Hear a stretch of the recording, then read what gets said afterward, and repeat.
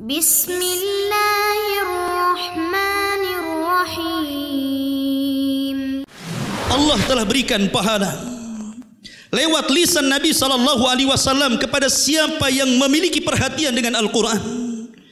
Kata Nabi SAW, Al-mahiru bil-Quran, Al-mahiru bil-Quran ma'as safaratil kiramil barara.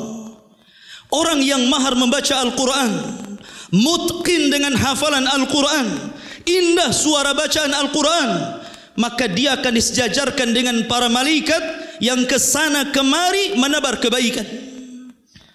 Walladhi yaqra'ul Qur'an, tetapi orang yang membaca Al-Quran wa yatata'ta'u fih, sementara dia bertatih-tatih, mungkin baru belajar dia sehingga susah membacanya, tetap saja Rasul mengatakan lahu ajran, tetap dia mendapatkan dua pahala. Pahala membacanya dan pahala karena berusaha untuk membacanya. Jangan pernah malu belajar Al-Quran. Nabi SAW diturunkan surah Iqra ketika usia beliau 40 tahun. Maknanya Nabi SAW baru membaca Al-Quran ketika di usia 40 tahun.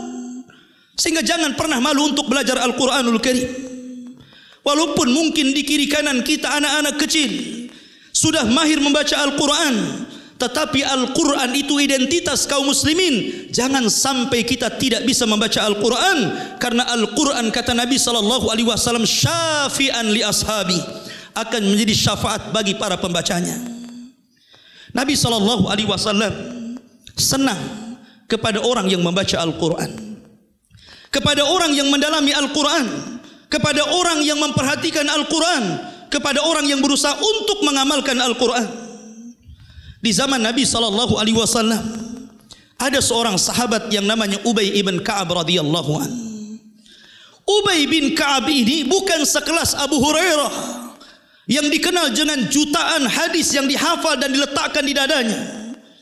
Bukan pula sekelas Abdullah bin Amr bin As yang mencatat hadis ribuan hadis sehingga dibukukan oleh para ulama setelahnya. Bukan pula dikenal dalam jihadnya seperti Khalid ibn Walid, apalagi sekelas Abu Bakar dan Umar yang senantiasa melekat dengan Nabi SAW, ataukah dengan Utsman bin Affan yang malaikat malu kepadanya, apalagi seperti Ali bin Abi Thalib radhiyallahu an. Lalu kenapa Nabi SAW sangat cinta dengan Ubay bin Ka'ab? Suatu ketika Nabi SAW mengundang Ubay dan mengatakan, ya Ubay, innallaha amarani an aqra alaika suratal bayyinah. Wahai Ubay, Allah memerintahkan aku untuk membacakan di hadapanmu suratul bayyinah. Lam yakunil ladzina kafaru ila akhiril ayat. Ubay ketika itu kaget. Kenapa namanya disebut-sebut Allah Subhanahu wa taala? Sementara dia bukan sekelas Abu Bakar, Umar, Utsman, Ali dan sahabat-sahabat yang memiliki keistimewaan di hadapan Rasul.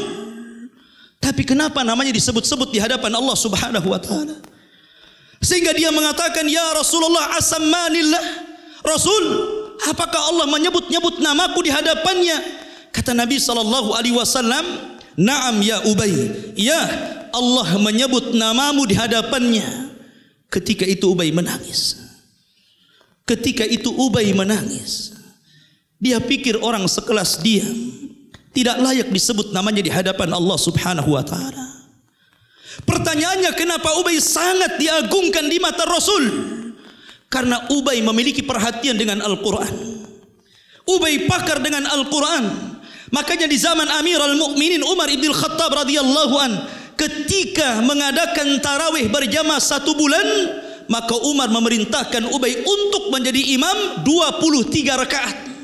Karena Umar tahu siapa Ubay bin Ka'ab. Namanya disebut-sebut di hadapan Allah Subhanahu wa taala. Nabi senang dengan orang yang membaca Al-Quran. Wa ma anfaqtum min syai'in fa huwa yukhlifuhu wa huwa khairur raziqin.